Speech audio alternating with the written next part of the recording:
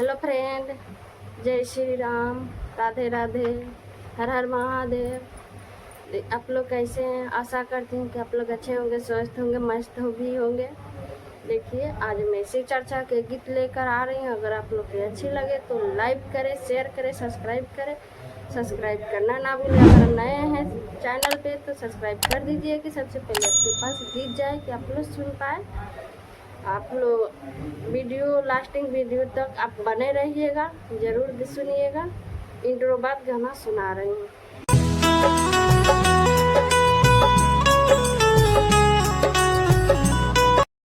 बेलावा के पतिया प गुरुजी, बेलावा के पतिया प शिवा गुरु, लिखनी हम विपतिया। बेलावा के पतिया प शिवा गुरु, लिखेनी हो विपतिया। रहुरा पढ़िम कि ना, रहुरा पढ़िम कि ना। सागरों से हरल थकल आईनी ये गुरुजी, राउरी हो चरनिया, दया करब कि ना। सागरों से हरल थकल आईनी ये गुरुजी, राउरो चरनिया, दया करब कि ना। सबका के दिहानी ये शिवा गुरु, सबका के दिहानी ये शिवा गुरु। कोठा से कोठरी, अरे सबका के दिहानी ये शिवा गुरु। कोठा से कोठरी, हमारा के का देहब कि ना, हमारा के देहब कि ना। बेलावा के पतिया प लिखेनी विपतिया, शिव गुरु पढ़िम कि ना। बेलावा के पतिया प लिखेनी विपतिया, शिव गुरु पढ़िम कि ना। सगरों से हारल थकल आईनी, राउरो चरनिया, ये शिव गुरु दयाद करम कि ना। सागरों से हारल थकल आईनी ये शिवा गुरु, राउरो चरनी, दया करब कि ना। सब के दिहानी ये गुरुजी, सब के दिहानी ये गुरुजी। बेटावा से बेटिया, सब के दिहानी ये गुरुजी।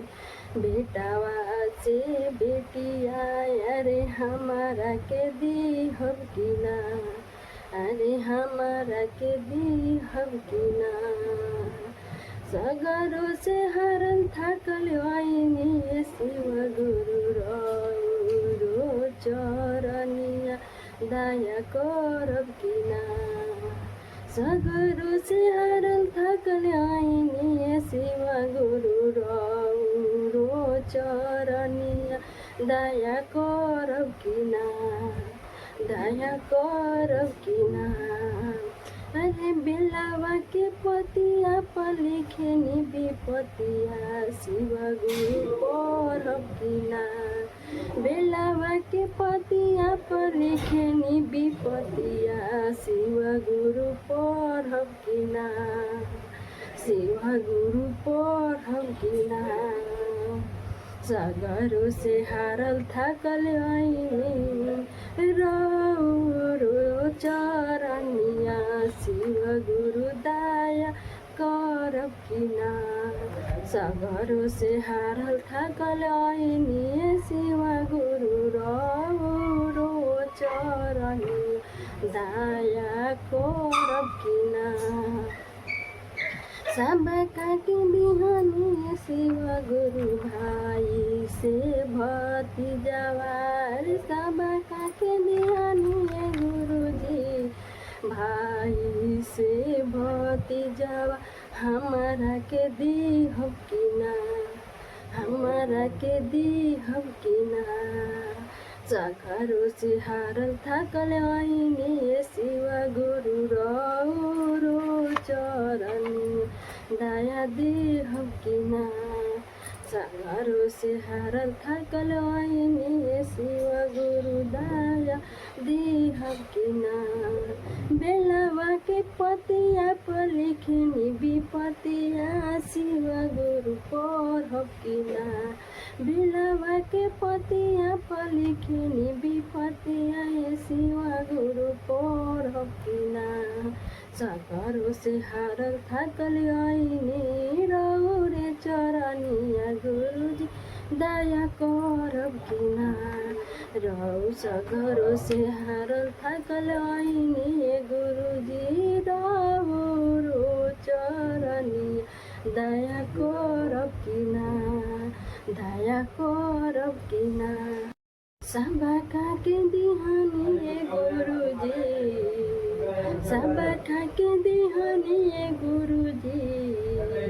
तीन सूत्र के अनवा रे सबका के दिहानी गुरुजी। तीन सूत्र के अनवा रे हमारा के दीहब की ना। अरे हमारा के दीहब की ना। पहिले में दया हो मंगनी गुरुजी दूसरे में नमस्ते के परिणाम।